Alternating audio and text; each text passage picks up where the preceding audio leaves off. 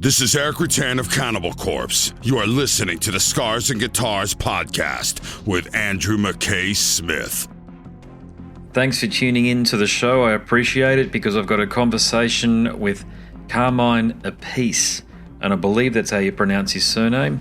I'm sure somebody will jump on it and tell me that it's not, but I think all three prominent members of the Appice clan pronounce their surname differently. Anyway, conversation for another time. You know who I'm talking about because it's Carmine Appice. He's one of the guys that invented rock drumming as we know it. Let's face it, that's just how important he is. Now, the catalyst for the conversation with Carmine comes about due to the release of Stop in the Name of Love. Of course, it's a cover, but the band is very prestigious. It's Vanilla Fudge, and this could very well be Carmine's and Vanilla Fudge's, not Carmine's, but Vanilla Fudge's final release. It remains to be seen, of course, but it looks that way. So that's the catalyst for the chat. As I've alluded to, though, we talk about his career and a whole bunch of other things associated with Carmine and what he's accomplished throughout the past 50 or 60 years even, I think it is at this point. What a guy to talk to. I had nowhere near enough time to cover all of the questions that I'd like to ask, but either way, I hope you enjoyed this conversation with Carmine Appice. Good day, Bruce. Hey, how you going? Good. I did my Australian for you. Good day, Bruce. Bruce.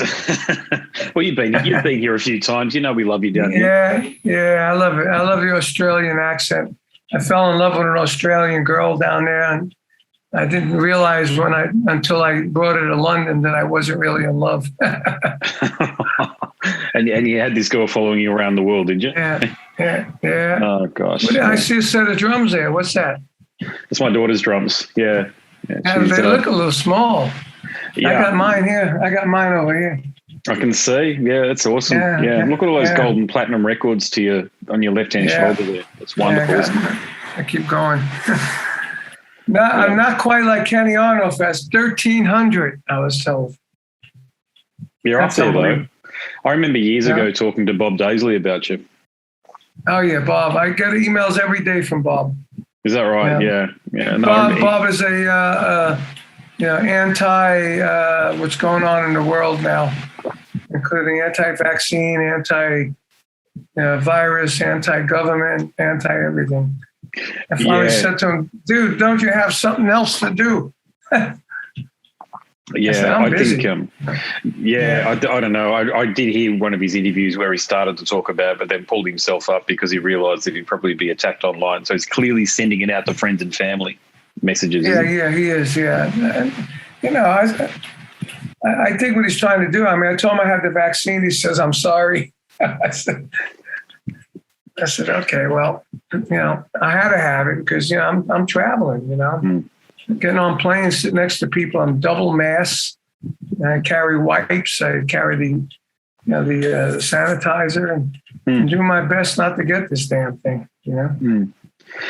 Yeah, I know. Actually, I just went to the doctors yesterday, and they put a bit of pressure on me to get it because my wife already works in a COVID clinic. I just don't. So you haven't gotten the vaccine yet either? No, I haven't, but I'm not against it. I just haven't got around to it, to be honest with you. And at the moment, I just don't need to get it because I'm in the state of Queensland and we're locked off from everybody. So we're in a bubble here. So there's nobody coming in and there's nobody really going out. Wow. Yeah, I know. Bob said that Australia is like locked down. I mean, yep. Yeah, I moved to Florida. And Florida's been open the whole time. When I moved here, we go out to restaurants and we did everything, But we have a couple acres of land, and we're not like right next to anybody, So it's pretty cool. But, I think Florida had the right idea. Florida and Texas, insofar as it's about the individual choice. I don't think that's what it needed to come down to. That's the only issue I've got is that.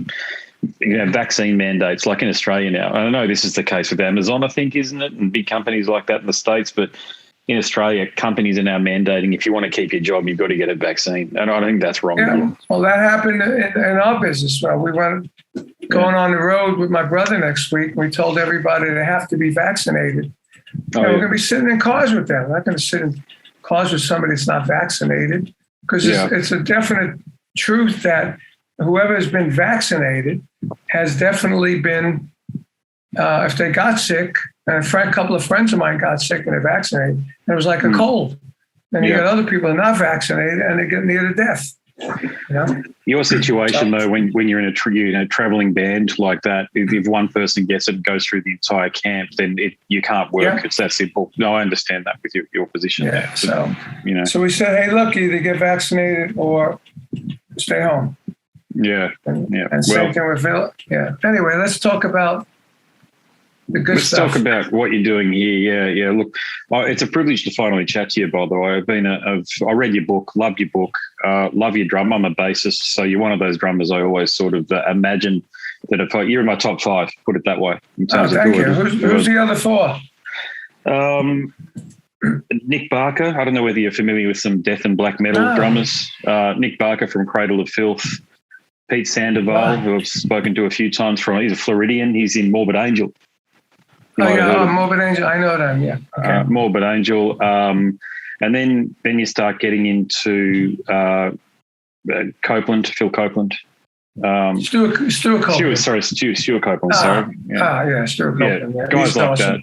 Yeah, guys like that. It tends to change, but I love your. What's his name? Cozy Powell. God bless his soul. Was another one. Yeah. Yourself. I love what you and Cozy did though. With just a huge bass drum sound. You can never lose. Yeah, that came from Vanilla Fudge. Because back in the day when we started playing, there were no PA systems. So I got in a pawn shop. That's PAWN, right? In a pawn shop, a 26-inch bass drum by 15 or 16. It was a huge drum, and it was loud. So I thought, well, this will work. So I recovered it with my red sparkle, matched my kit, and I put the paper in like I normally put in. And man, when I hit that thing, it was loud. So that became the first 26 bass drum in rock. And then when I got my Ludwig endorsement, I said, well, I always wanted to play 2 bass drums. So I'm going to get 2 26s and it'd be double the trouble, And then at that time, you had Cozy and Bonzo used to hang out together, and they were listening to all the stuff I did. And then when Led Zeppelin opened up for Vanilla Fudge, and I got John Bonham the same kit, and then he was like, and then Cozy was like blown away, and so was Bonham with that kit. And then Cozy got to play with Jeff Beck instead of me because we were going to do the band, and he got Cozy. And then also later on, when I was asked to join Rainbow and I couldn't, they got Cozy. And I kept saying, are you my professional replacement or what? But we were friends, and me, John Bonham were friends. But I didn't realize how gaga both of them were about my playing until I read the Thunder of Drums book, by, I think it was somebody from Melody Maker wrote it, Okay. Yeah, and it was like amazing, but yeah, and and I love Stuart Copeland. I love reggae. I love the way he mixed it up. Matter of fact, this other project I'm doing is called Appice Perdomo project, and it's an all instrumental album. It's coming out at the end of the month. There's one song out now called you can get it on YouTube called "Rocket to the Sun." Okay. We did a rock jazz reggae instrumental version of "Do You Think I'm Sexy?" Nice. Which is really cool. And, and I wrote a book called Realistic Reggae because I loved it so much. And when I was with Rod, we used to play reggae. I never knew what reggae was until I came to England in 1973. And I heard it and I thought it sounded like 50s music, with the chord changes. And definitely. Then I realized what the drums were doing. They were totally backwards. And then I started listening. I started playing it. I played in 76. I did an album with Rick Gretsch and Mike Bloomfield. We had a reggae song on there. And then with Rod, we used to do Maggie May and then go into a reggae version at the end. Nice. And we did that all over the world. And we did a song called The Track Is Female Wanted on the second album I did with the Blondes Have More Fun, which is a reggae-oriented song. So I love reggae, and Stewart, one of my favorites too. Yeah. Unfortunately, this new Vanilla Fudge song isn't reggae.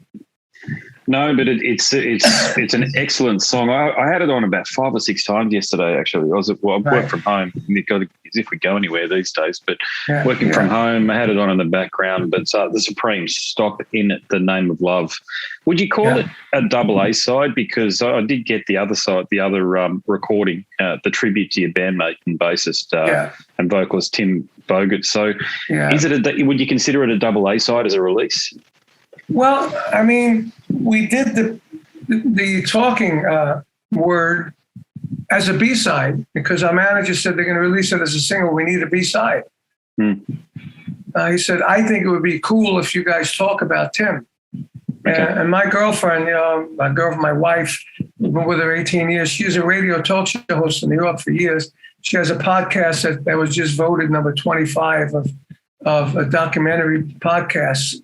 On Apple Music and all that. And she, I said, well, would you do this for us? Would you put this together?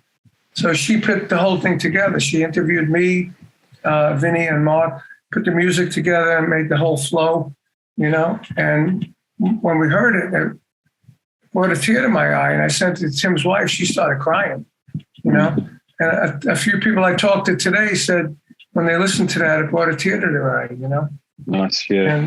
And that's emotional. That's what we're trying to do, Yeah, it definitely touches something. There's no doubt about that. So this might be an obvious question, so apologies if it is. But look, I understand you made things happen so as though Tim could record on the track. So is he the significant inspiration behind the release, or is this something you might have done anyway?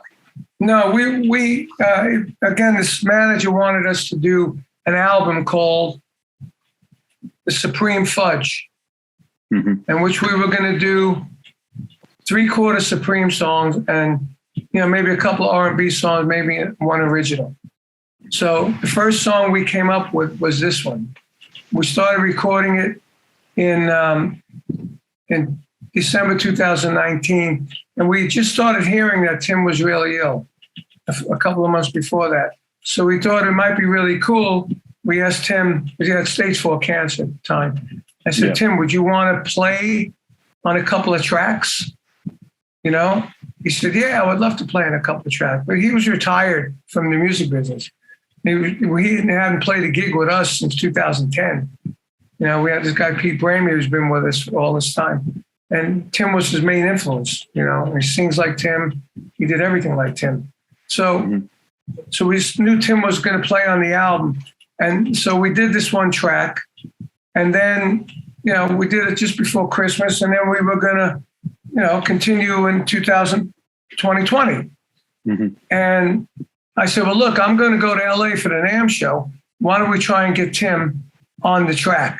He's really sick. You don't know how long he's going to last. Let's get him on the track, and then we can go from there. So I went to the NAMM show, and we went to my buddy Jorgen Carlson from Government Mule bass player.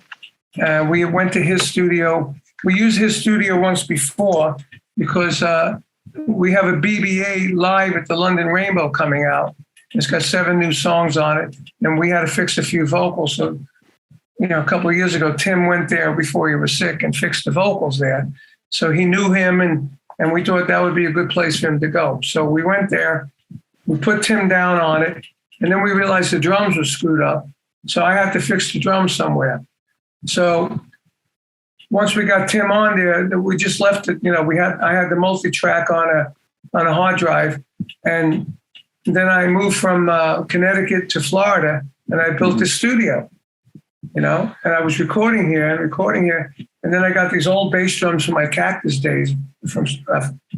I sold it to somebody. I traded him, and he gave me a bass drum back. And these bass drums sound great. They're real old school. They sound great.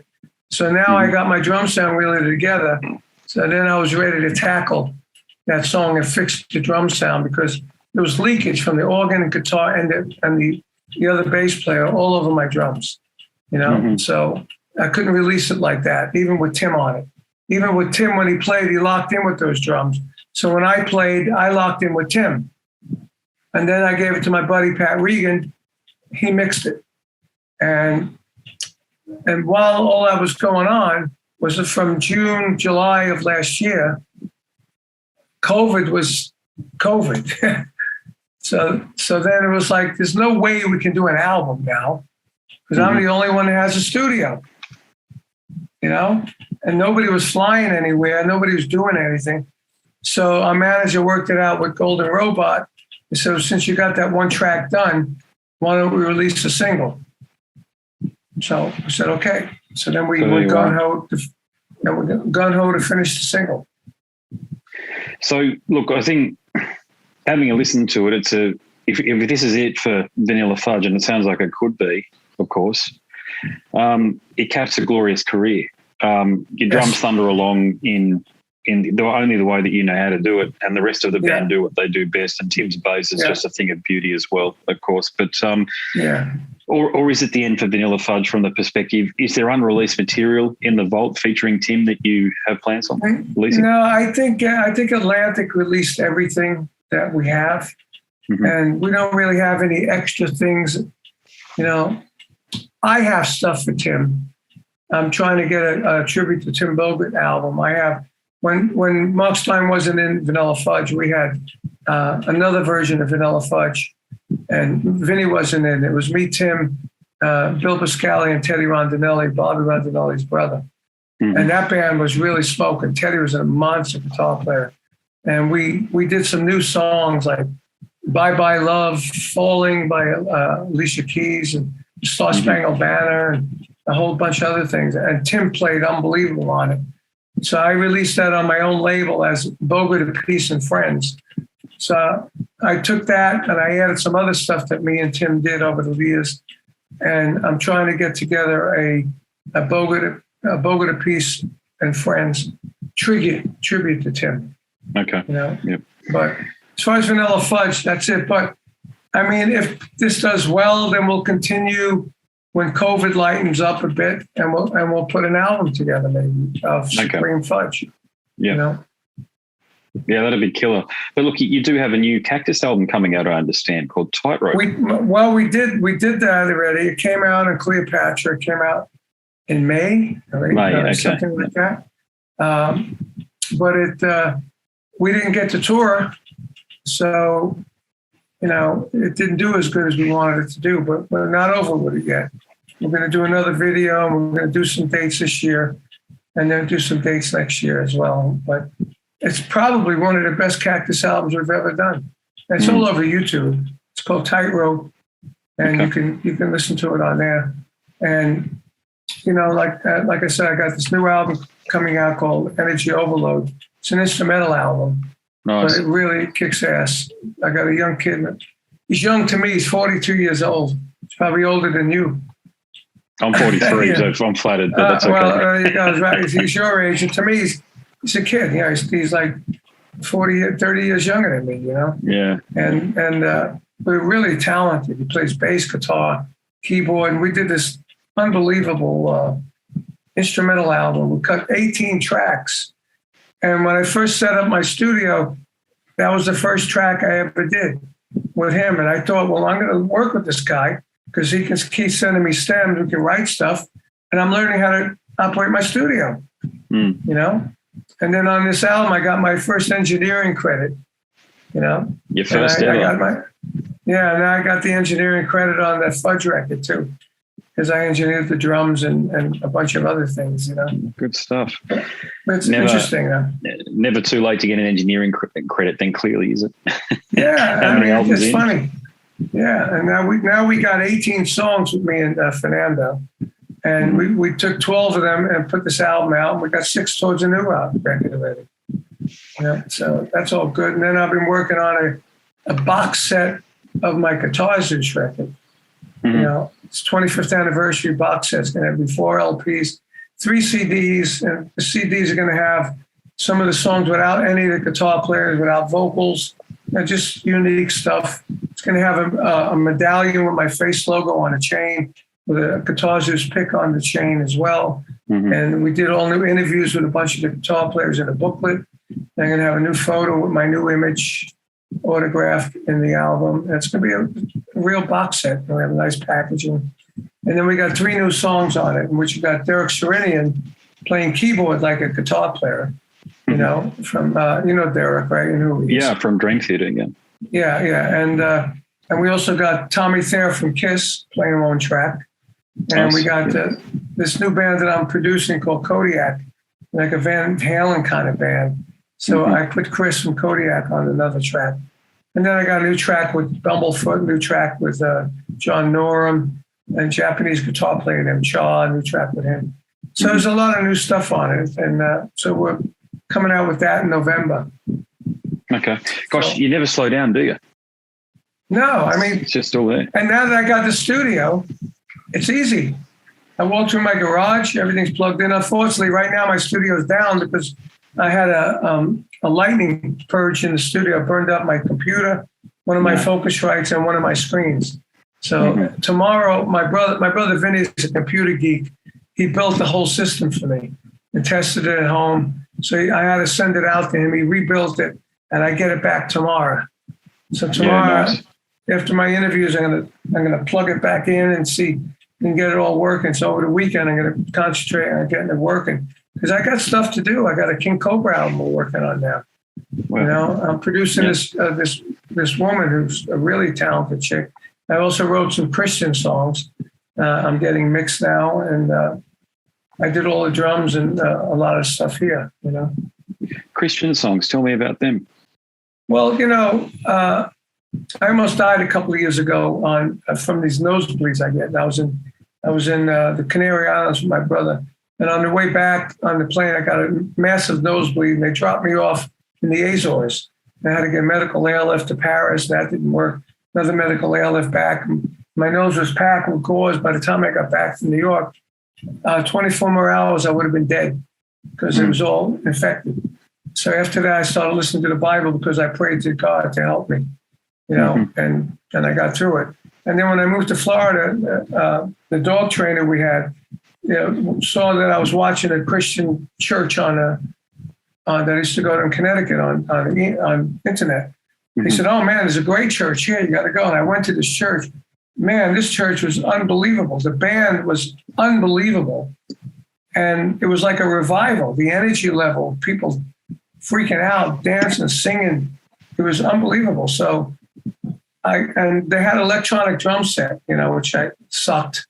So I called D-Drum and I got them a real drum set, you know, and now the drummer is a monster. This guy's an animal. I'm going to do a drum book with him on how to play Christian drumming, which is different than normal drumming. So I got involved with these people, and I started writing these Christian songs. And I got the singer and some of the female singers to play on it, the guitar player, and we came up with great Christian songs. And I listened to this Christian radio down here, and they're good songs. They're really good production, good songs. And there's one guy named Zach Williams that did the whole album with Dolly Parton. What an amazing album, you know? So I got into, I wrote 3 songs, and we're mixing them now. I'm going to try and get a Christian deal for it. Well, good on you, mate. Yeah. Hey, just do a time check. How much time have I got left? We got about 5 minutes. All right. Gosh, I've got so many more questions, but let me pick one. All right. You played drums on Shine On Me and Live and Learn with the great Marty Friedman, talking about instrumental albums. What was it like working with Marty? You know what? Working with Marty was great, but I don't remember the track at all because I haven't heard it in so long. But he was a great dude to work with. He's a nice guy and very talented, great player. Great player. That's why I only work with great players. I don't do Joe Schmo's demos. You know, and like this chick I'm producing and stuff.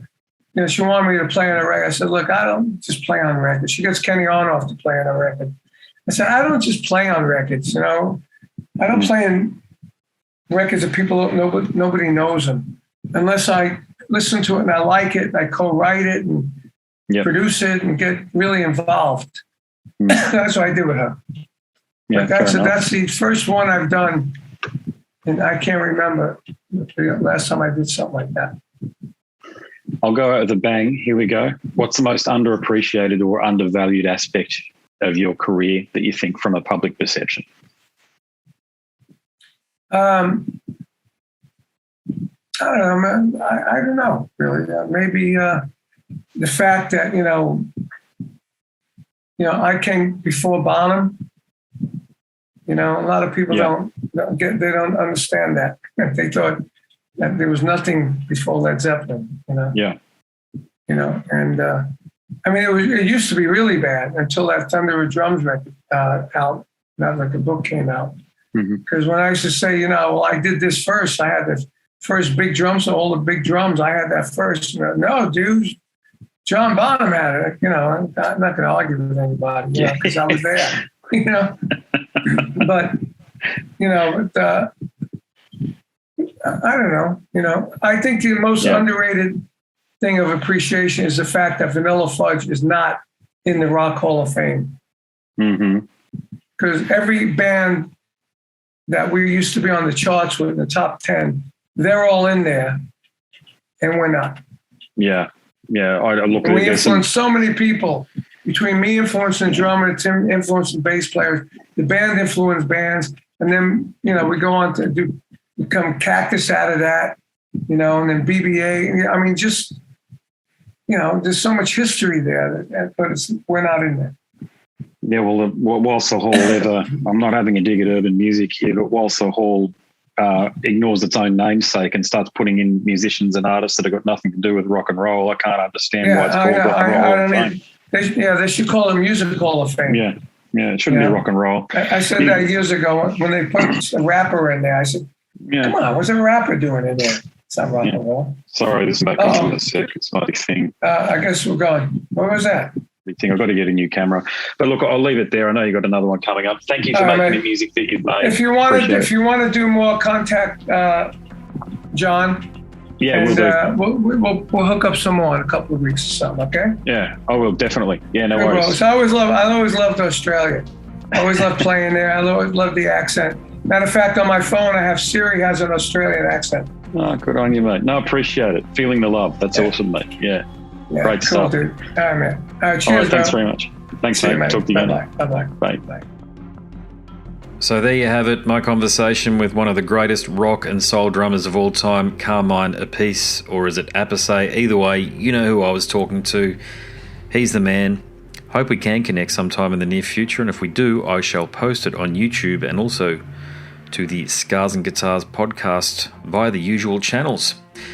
So if you like that one, go across to scarsandguitars.com where you can find over almost 600 episodes as I do this. So if you love what it is that if you love rock and metal and you like conversations, not interviews, conversations, you will like what it is that I do. So go across to scarsandguitars.com and have some fun, deep dive. You can also check it out via the Whooshka widget. I'm easily found. Just Google me, Scars and Guitars. I'm the only one.